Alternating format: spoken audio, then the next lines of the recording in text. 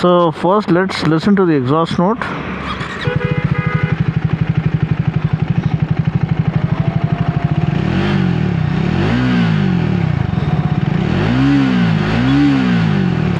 Has a good grunt to it.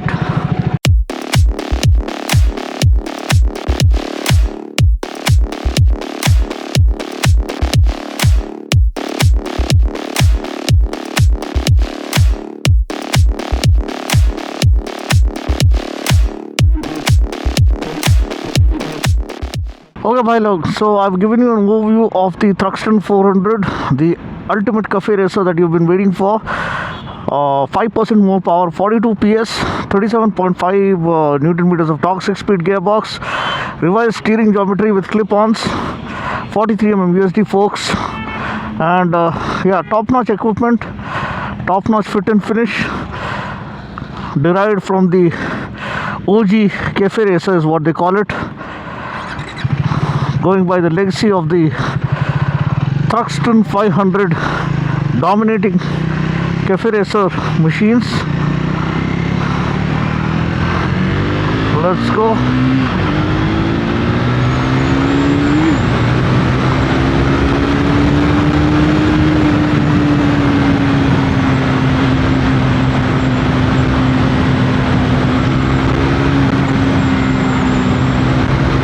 Oh wow, superb stability and handling. You can't do top speed because you have more traffic than usual and a lot of intersections, but chassis is brilliant.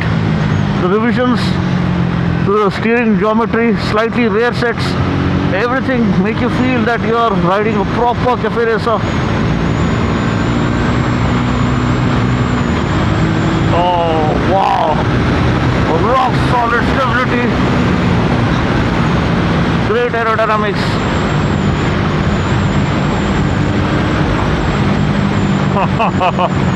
Okay, let's take it easy now.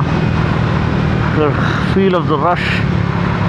This thing is truly a modern classic. Modern when it comes to the equipment, classic holding on to the true legacy and character and DNA of a cafe racer, where youngsters used to race from one cafe and back to the same cafe before a song would finish. That was the pure heritage of cafe racing.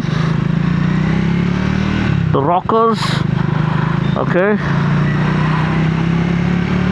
The seat is again completely new. Beautiful acceleration, good refinement, great throttle response. This one has reduced sprocketing, 2 teeth smaller for the rear sprocket compared to the Speed 400. For good linear acceleration and power and torque throughout the rear band, with good amount of power available at the top end as well, because the peak power and the max torque actually max out at 1000 RPM higher compared to that of the Speed 400. The tires are Apollo Alpha 9 H9 or whatever it is.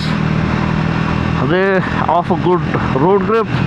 The brakes are right on point. You have slipper clutch, back torque limiting clutch to watch your back while doing faster downshifts, preventing blocking and hopping of the rear wheel.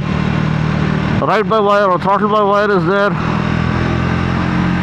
Switchable traction control, and you also have ABS, of course, as standard, but it's the authentic cafe racing DNA that defines this motorcycle and makes it an absolute classic, living up to its true name and heritage.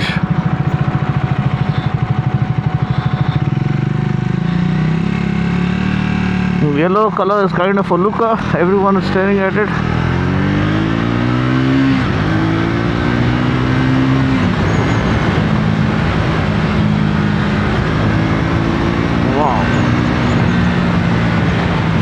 superb acceleration. A little bit of buzz can be felt, but as I keep telling you, if you don't feel that buzz, you don't feel the ride. So it's not that irritating, annoying kind of a buzz, but it adds on to the ride feel. So the T4 or the TR series engine have always been one of the most refined. That doesn't change here. The seat is perfectly angled and well padded to give you a proper cafe racer kind of a riding stance with the rear set foot pegs and perfectly set clip-ons. They could have done something better with the cluster just to add on to the character of the motorcycle, because they could have given an analog cluster and a small digital display with the fuel gauge just to make it, it's like pure art on two wheels. This one is like a Picasso painting. That's how beautifully made it is. The photos don't do justice. I tried to capture it in the best way. Please do check it on Instagram. Then you'll appreciate the beauty that defines this machine. The regular leaked photos don't do justice. So yeah, so this is like pure art on two wheels. And even the cowl design, the front windshield, they're all there to fend off the wind blast and kind of offer you good aerodynamic efficiency once you tuck behind the windscreen and unleash the beast. Okay, for now let's check the practicality. We've done 2 rushes already, and lying up ahead is a typical city traffic kind of a scenario. Cows and buffaloes and animals all over the place, traffic wavering all over the place, but still it's so agile, it's so nimble, so swift-footed and so effortless. Yeah, the slipper clutch offers for a lighter clutch pull as well. Throttle is light and crisp and precise. You can just play around with it, cut through traffic effortlessly. And yeah, we did ride through some small ghat sections as well. It was not too long for me to capture it for you.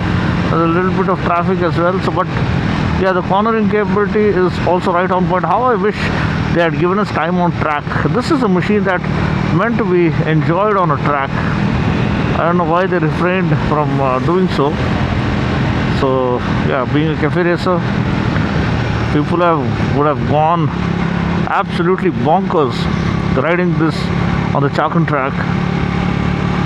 So anyway, maybe for another day, but for now I'm enjoying this modern beauty, modern classic beauty on 2 wheels that everyone is staring at as to what has happened, because the yellow color pops out and offers supreme road presence.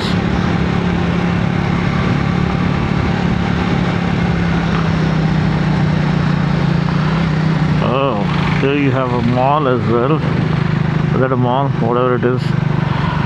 Yeah, perfect weather to ride today.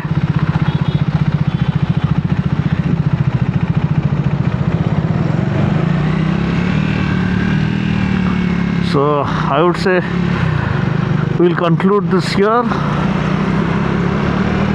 Let's do the no hands, no wobble test quickly. The truck in front. Yes, there's good engine braking as well.